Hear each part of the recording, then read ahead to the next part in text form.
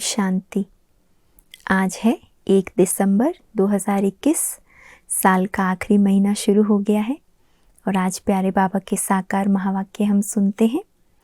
मीठे बच्चे, क्रोध भी बहुत बड़ा कांटा है, इससे बहुतों को दुख मिलता है, इसलिए इस कांटे को निकाल सच्चे सच्चे फूल बनो। क्रोध भी बहुत बड़ा कांटा है, इससे बहुतों को दुख मिलता है, इसलिए इस कांटे को निकाल सच्चे सच्चे फूल बनो। प्रश्न है, कांटे से फूल बनने वाले बच्चों को बाप कौन सी आदत अर्थात धैर्य देते हैं? उत्तर है, बच्चे, अभी तक कांटे से फूल बनने में जो माया विघ्न डालती है, ये विघ्न एक दिन खत्म हो जाएंगे। तुम सब स्वर्ग में चले जाएंगे, ये कलयुगी कांटे खत्म हो जाएंगे। बाप ने तुम्हें संगम युगी पॉट में डाला है। माया भल मुरझा देती है, लेकिन ज्ञान का बीज अविनाशी है, ये बीज विनाश नहीं हो सकता। बाबा हमको धीरज देते हैं कि बच्चे, अब सुख के दिन आए कि आए, माया के विघ्न, माया के तूफान सब खत्म हो जाएंगे और हम अपने सुखधाम में चले जाएंगे। माया भल मुरझाती है, लेकिन ज्ञान का बीज अविनाशी है, ये बीज विनाश नहीं हो सकता। गीत है न वह हमसे जुदा होंगे। ओम शांति। शिव बाबा ब्रह्मा के तन से मीठे मीठे सिकी लधे रूहानी बच्चों प्रति गुह्य राज व ज्ञान समझा रहे हैं। एक तो बच्चों ने गीत सुना कि बाबा, हम आपके ऊपर बलि चढ़ेंगे, भल कितने भी सितम सहन करने पड़े। सितम क्यों होते हैं? क्योंकि मनुष्यों को जहर अर्थात विकार नहीं मिलता। ये तो बच्चे जानते हैं कि हम न आत्मा को न परमात्मा को जानते थे, न अपने आप को न बाप को जानते थे, इसलिए जैसे जानवर बुद्धि थे, जो रचयिता और रचना दोनों को ही नहीं जानते थे। तो बाबा कहते ऐसे हमारी बुद्धि हो गई थी। लौकिक संबंध में तो अपने को जानते हैं, बाप को भी जानते हैं। इस समय के मनुष्य अपने को और पारलौकिक बाप को बिल्कुल ही नहीं जानते हैं। कह देते हैं परमात्मा का तो कोई नाम रूप देश काल है ही नहीं, तो फिर आत्मा का भी नहीं होना चाहिए। आत्मा को भी वे लोग जानते ही नहीं। कह देते आत्मा सो परमात्मा। अभी तुमने जाना है, वो तो सिर्फ नाम मात्र कह देते हैं। आत्मा और जीव है। आत्मा अविनाशी है, जीव विनाशी है। अच्छा, आत्मा क्या चीज़ है? उनका रूप रंग क्या है?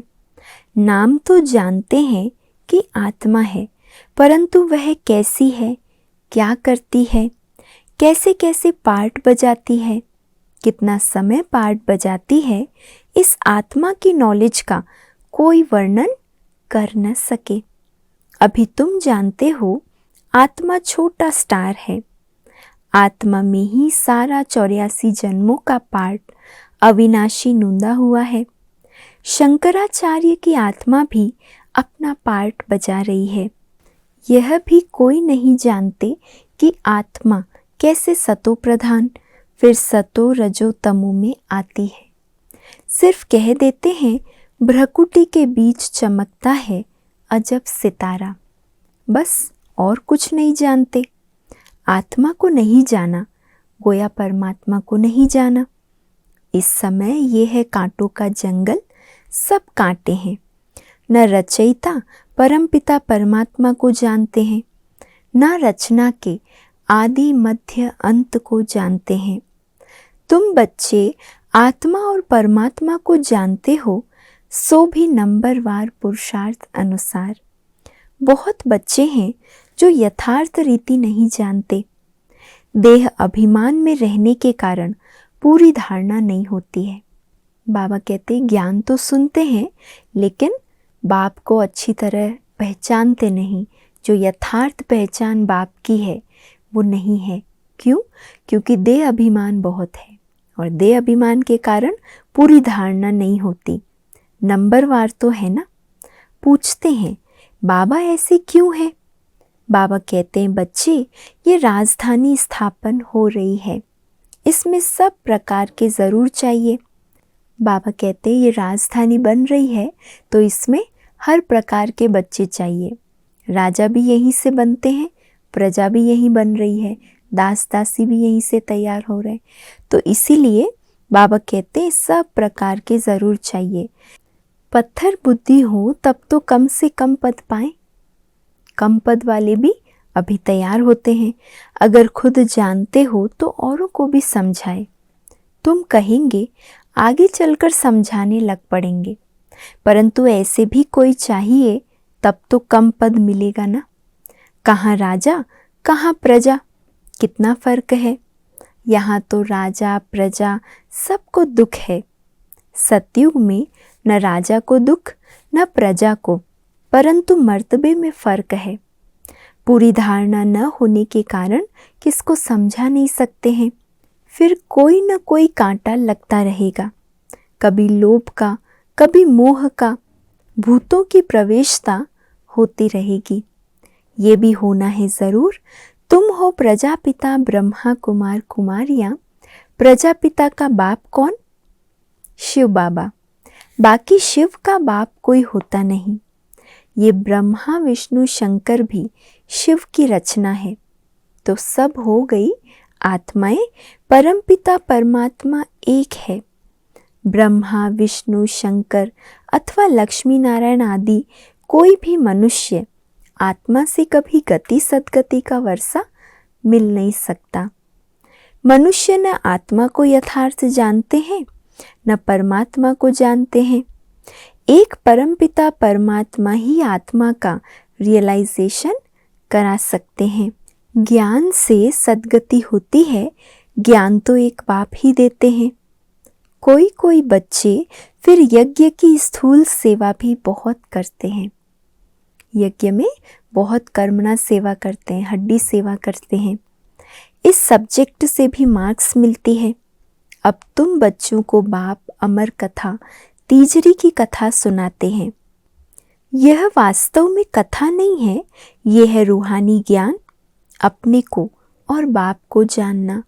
वो तो कह देते हैं जैसे पानी से बुदबुदा निकलता है फिर समा जाता है। हम ब्रह्म से पैदा हो पार्ट बजाए फिर ब्रह्म में लीन हो जाते हैं या ब्रह्म ही बन जाते हैं। और कोई रचना और रचता का ज्ञान है ही नहीं। वो लोग क्या समझते? ब्रह्म से पैदा हुए, पार्ट बजाया और फिर ब्रह्म में ही लीन हो जाएंगे। ज्ञान तो बाप ही आकर समझाते हैं। इनका नाम है शिव। फिर उनको कोई रुद्र भी कहते हैं, कोई पाप कटेश्वर भी कहते हैं। अनेक नाम रख पूजा की सामग्री बढ़ा दी है। जो जो परमात्मा ने कर्तव्य किया है उस पर भिन्न भिन्न नाम रख बहुत मंदिर बना दिए हैं। अब बाप कहते हैं ये है कांटों की दुनिया, विषय सागर। ये भी सबसे लिखाया जाता है कि ईश्वर सर्वव्यापी नहीं है। बाप तो आकर भारत को स्वर्ग बनाते हैं तो सारी दुनिया स्वर्ग बन जाती है। ये भी किसकी बुद्धि में नहीं आता। शास्त्र सब है भक्ति के, बाकी हर एक को अपने अपने काम का ज्ञान है। कारपेंटर को वो ज्ञान है, डॉक्टर को डॉक्टरी का ज्ञान है। ये है रूहानी ज्ञान जो तो एक परमात्मा ही आकर देते हैं।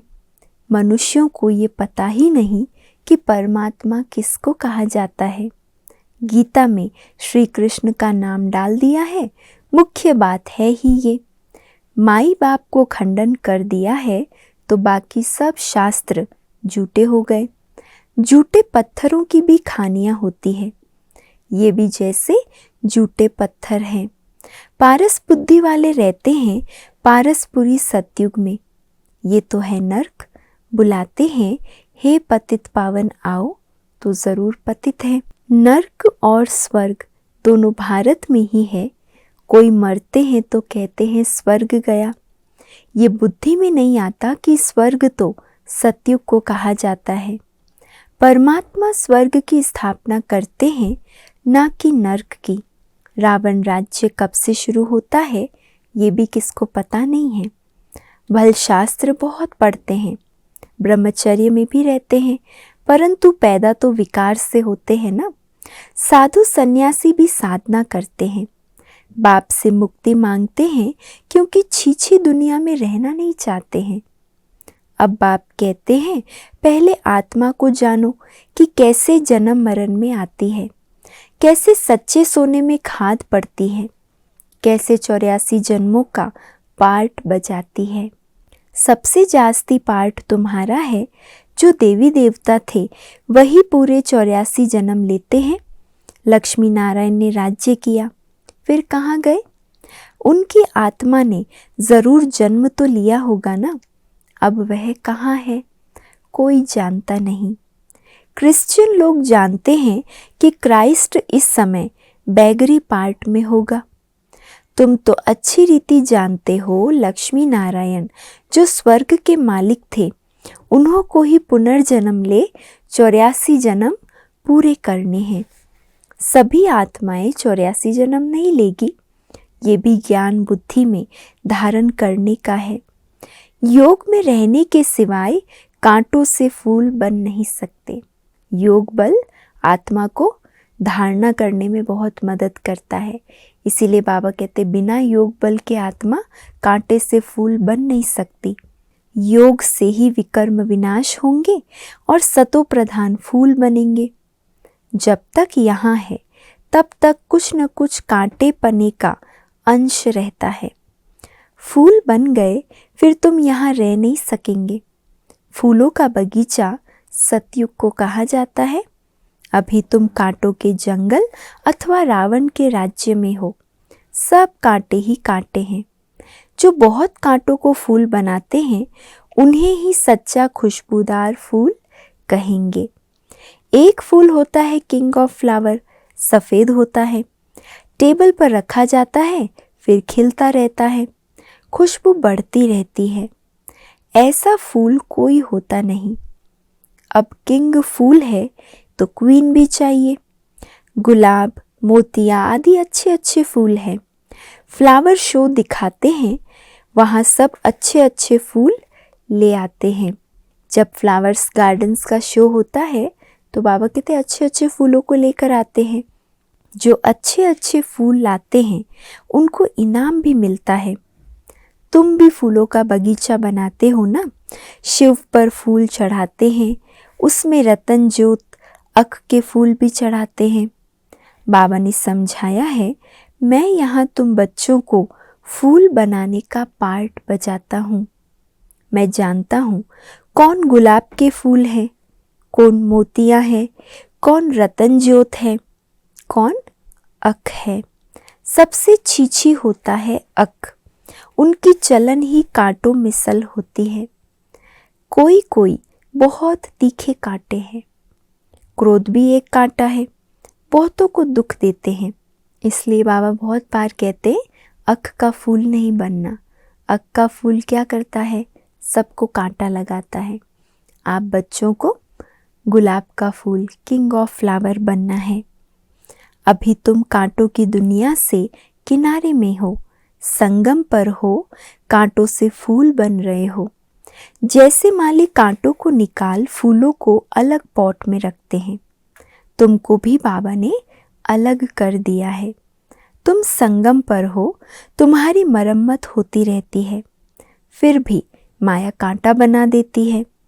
फिर भी एक बार हमारा बन गया ना तो ये माया के विघ्न भी एक दिन खत्म हो जाएंगे। फिर ये जो पॉट में लगे हुए फूल हैं वह सब स्वर्ग में चले जाएंगे। कलयुगी कांटे सब भस्म हो जाएंगे। तुम कितने थोड़े फूल हो। तुम्हें संगम युगी पॉट में डाला है, बीज बोया हुआ है। माया का तूफान लगता है तो मुरझा देता है। फिर भी अविनाशी ज्ञान का बीज एक बार डाला है तो वह विनाश नहीं होता है। बाप बैठ बच्चों को समझाते हैं तुम बच्चों को बहुत बहुत निडर बनना है। बाबा कहते हैं कि ये लिख दो कि हर 5000 वर्ष के बाद यह मेला प्रदर्शनी हम इस संगम पर दिखाने आए हैं। ये तो लिखना है कि ये लड़ाई 5000 वर्ष के बाद लगती है, पुरानी दुनिया को नया बनाने या नर्कवासियों को स्वर्गवासी बनाने। बाबा डायरेक्शन तो बहुत देते हैं, युक्तियाँ तो बहुत सहज बताते हैं। बाप को याद करो और स्वर्ग की बादशाही लो। मनुष्य तो पानी में डुबका मारते रहते हैं, सो भी सागर में जाए ना। नदियाँ सागर से निकली हैं, नदियों का बाप सागर है ना, क्योंकि सागर से निकलती है तो बाबा कहते बाप हुआ सागर, वहाँ जाकर स्नान करनी चाहिए। अगर नदियाँ तो पानी की वहाँ से ही निकली है ना, सागर से, तो बाबा कहते नदियों में तो स्नान करते हैं, तो सागर में भी करना चाहिए, वहाँ जाकर स्नान करो। परंतु वह खारा है, इसीलिए मीठी नदियों में स्नान करते हैं। अभी तुम हो ज्ञान सागर के बच्चे, ज्ञान सागर पतित पावन बाप है। तुम उनके बच्चे जो जितनी जास्ती सर्विस करेंगे तो समझा जाएगा ये अच्छा फूल है। प्रदर्शनी में भी घड़ी घड़ी अच्छे फूलों को बुलाते हैं, समझते हैं फलाने हमसे होशियार है, परंतु होशियार का फिर रिगार्ड भी रखना चाहिए। बाबा हमेशा समझाते हैं कभी क्रोध नहीं करो, प्यार से समझाओ। क्रोध कोई करता है तो बाबा समझते हैं कि इनमें कड़ा भूत है। माँ बाप पर भी क्रोध करने में देरी नहीं करते हैं। क्रोध का भूत इतना तीखा, इतना कड़ा होता है, जो बाबा कहते हैं पता ही नहीं चलता कितना नुकसान कर देता है, और ही दुर्गति को पा लेंगे। गरीब निवास कब गरीबों पर क्रोध करेंगे क्या? गरीब निवास बाबा आया ही है गरीबों को साहूकार बनाने। यहाँ जो पदमपति है दूसरे जन्म में नौकर चाकर बनेंगे। गरीब जो अच्छी रीति पढ़ेंगे वह जाकर राजा रानी बनेंगे। ऐसे भी सेंटर्स पर आते हैं जो ईश्वरीय सेवा में कुछ नहीं देते।